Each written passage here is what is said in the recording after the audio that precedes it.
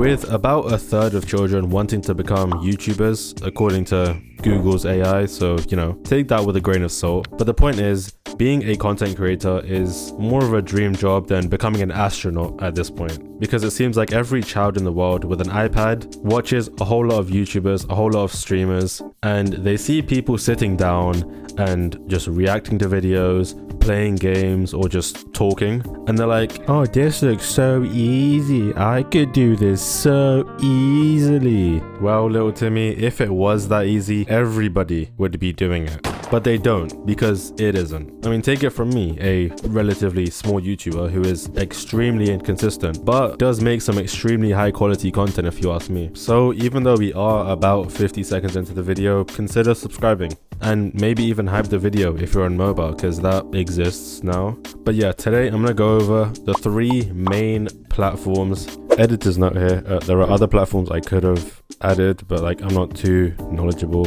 in those platforms, so I'm just going to focus on these 3 and go over how easy I think it would be to become popular on those platforms. So we're going to start off with YouTube, because I do YouTube and you're watching me on YouTube, so it would make sense, right? So as a small content creator, you can trust me when I say running a channel of my size is pretty easy. Upload once or twice a week if I can, get a couple hundred views, and I'm decently happy. Obviously I'd rather get more, but my priorities are more jumbled up than a Rubik's Cube at this point, so I'm not surprised that I'm not able to do more related to content creation. I literally just took a 3-week break because I had exams. By the way, I absolutely aced every single exam, just in case you were wondering. But I feel like there is one thing that you really need. Of course, there are some things that would be nice to have, but there's one thing that you need. Either a level of passion for just creating for the love of the game, or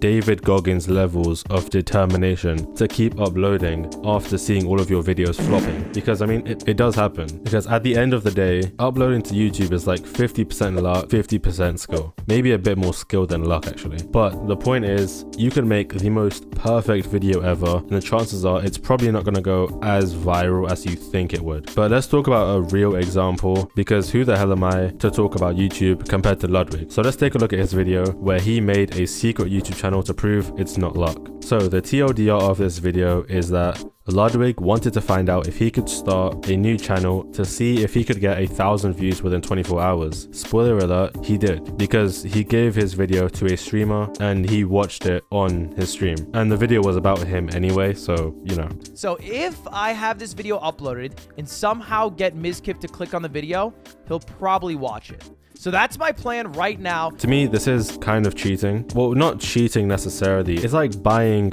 gems in Clash of Clans and using them to speed up upgrades. You're kind of taking the shortcut. But the main point of the video is that the video he made was good because he's got all this experience and he knows what people would click on. And I mean, you can kind of see it with my channel too, considering only 18 videos into my channel, I got a video with 1,000 views. And that only took me about 5 months of uploading. Just keeping in mind, this is what I used to upload.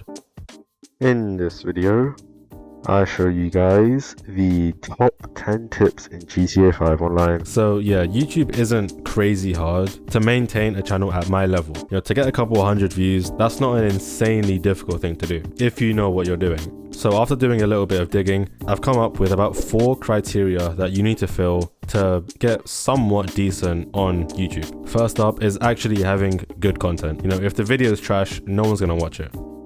In this video, so decent editing, decent, production value. Obviously, you're not Mr. Beast level stuff, but as long as you don't sound like you're speaking through a 1928 radio and have a basic understanding of how to use a simple editing software, you should be fine. Good packaging. This is thrown around everywhere by all of these small YouTuber helping channels or whatever. By packaging, I just mean thumbnails and titles, which is probably the hardest bit for me, at least. I sit there for hours and just think of what the hell I should put on a thumbnail, just for it to come out and look like trash. Next, determination. Like I said before, when you start, you're going to be super motivated, but trust me when I say that motivation dies like that. So you just need to be motivated after seeing your videos getting low views. And finally, consistency, the one thing I don't have. So basically just posting regularly and posting similar stuff to what you normally. I mean, recently I changed up the entire type of content that I made. left, so you know that probably wasn't the best, but it's a good thing I did it now rather than later. Abraham Lincoln, probably. Okay, next let's move on to Twitch, because I've also tried to get big on Twitch. As you can tell, I've got a Twitch channel and it hasn't been touched, like at all. I made it and I left it, and it's not even like I forgot the password or something. I mean, I can log in right now. I just don't use Twitch, so I can't really say much about it. So let's do the same thing we did with YouTube and look at Ludwig's example of him starting a new channel. So this video is a lot more interesting because he didn't, you know, cheat his way to getting the views and stuff. I mean, he did at the end, but there was more of a struggle. So when he went live to 0 viewers, 0 chatters, he faced his first hurdle. So can I actually live stream with no chat? Which was, there was no chat to communicate with and create content off of. So he was just there talking to himself like a crazy person in a mental asylum. And I mean, he tried a bunch of things like stuffing his face with a hot dog.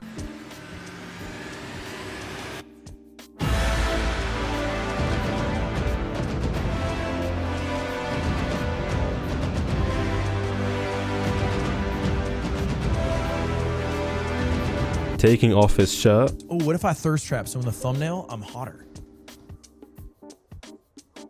And playing games like Peak. I'm realizing, however, even though just chatting is the largest category, it is probably the hardest to grow in. So I think just chatting's too big of a category. So let me switch my approach. How about I play Peak?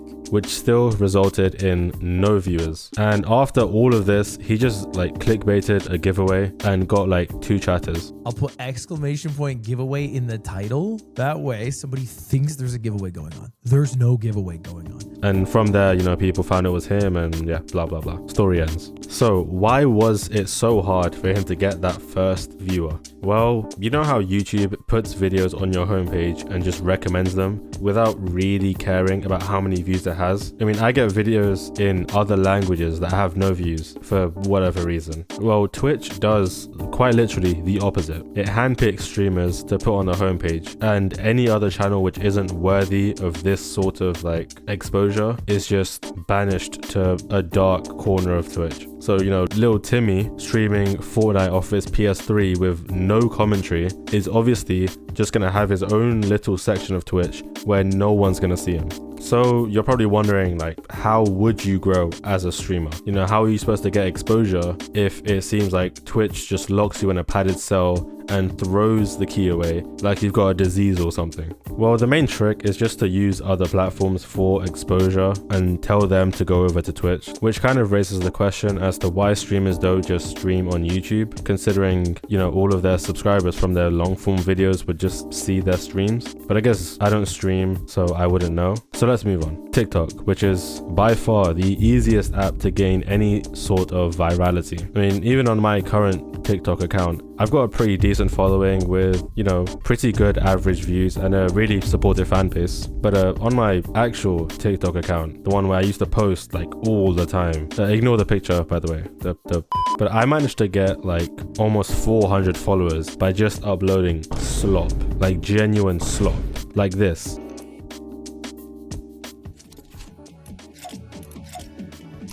Which was my most viewed video, even though it had a typo in it and was like basically nothing important. So it would either be this or just horizontal clips from GTA or Fortnite with like a word on the screen.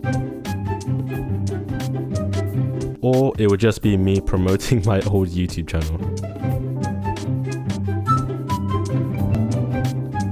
But realistically, you have to think of content creation like a business. You know, you have to look at the supply and look at the demand, because apparently there are 1.5 billion users on TikTok. What? I don't believe that, but it was on the internet, so it's got to be true. And with that many viewers getting videos shoved down their throats, you've definitely got a good chance at some kind of virality. But if you're going to take anything away from this video, it's that you shouldn't wait to do something that you've been waiting to do for a long time, because there might be a time when you are no longer waiting. Abraham Lincoln, probably.